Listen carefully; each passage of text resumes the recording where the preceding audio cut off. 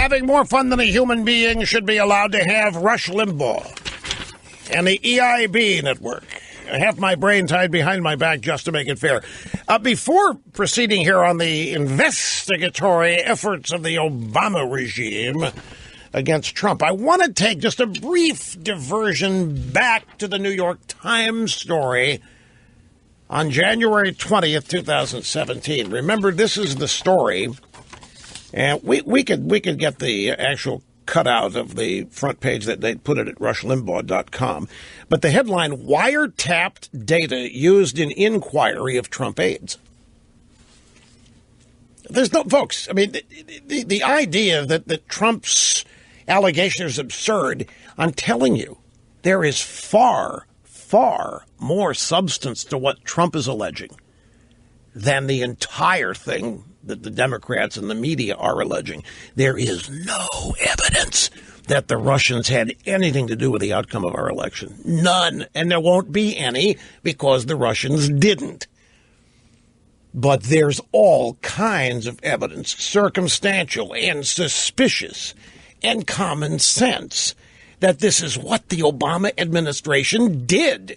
We've got countless examples of them wiretapping. We've got their House organ admitting that wiretap data was used in the inquiry of Trump aides. But one of the names on this story, one of the reporters, is named Michael S. Schmidt. Now, I want to share something with you about the actual story accompanying this headline, Wiretap Data Used in Inquiry of Trump Aides. And this comes from a blog called Yid with Lid. In January, Michael S. Schmidt perpetuated the rumor that Team Trump had Russian connections, and to support his point, he said that Trump's people were wiretapped. Michael S. Schmidt in the New York Times, perpetuating the rumor that Trump had Russian connections and maybe affected the election. And to support his point, he said that Trump's people were wiretapped. Well, how does he know? Somebody in the regime, in the outgoing regime, somebody had to share with him the data of the wiretaps.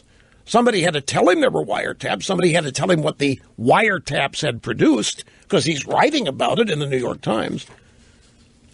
But yet when Trump, over the weekend, claims his people were wiretapped, this same guy, Michael S. Schmidt, who wrote the piece in January, said there was no evidence that Trump had been wiretapped.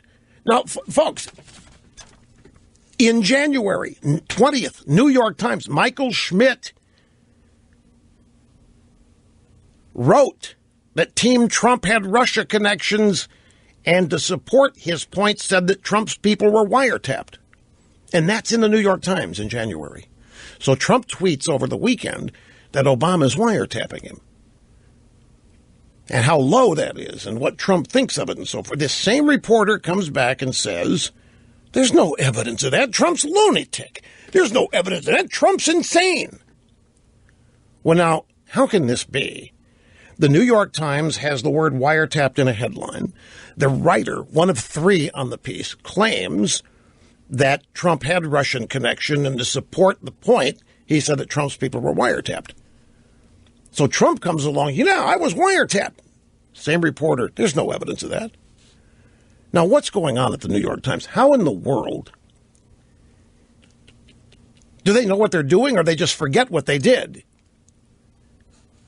Are they so obsessed with hatred? And that's what the Democrat Party and the left has become, folks. If you've ever wondered what hate in politics looks like, if you've ever wondered what a hate group is, don't listen to that Looney Tune at the Southern Poverty Law Center. Just listen to the people on the left, because this is pure, undiluted, raw hatred, and it is for Donald Trump and everybody who voted for him. Raw hatred does not build a movement. Raw hatred does not build success. Raw hatred destroys. Raw hatred is destructive.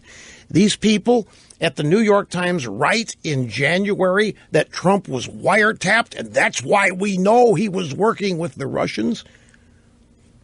A month and a half later, Trump claims Obama wiretapped him, and the New York Times writer says there's no evidence of that. Well, was there no evidence when you wrote about it in January, or did you forget what you wrote in January? Is it your raw hatred for Trump, your raw resentment at having lost? Is that what's causing you to lose every ounce of credibility, morality, authority, and credibility that you've got? It's not Trump who has some explaining to do. It's not you who voted for Trump who have some explaining to do. You don't need to justify yourselves, nor does Trump. But the people running this silent coup, the people in the media trying to unseat, trying to damage, trying to sabotage Trump, they have a lot of explaining to do. And it's only going to get worse. Because it is obvious that there's nothing factual, or very little that's factual, that is backing up everything these people are using to try to destroy Trump. It's nothing but pure, raw hatred, and it's on display for everybody to see.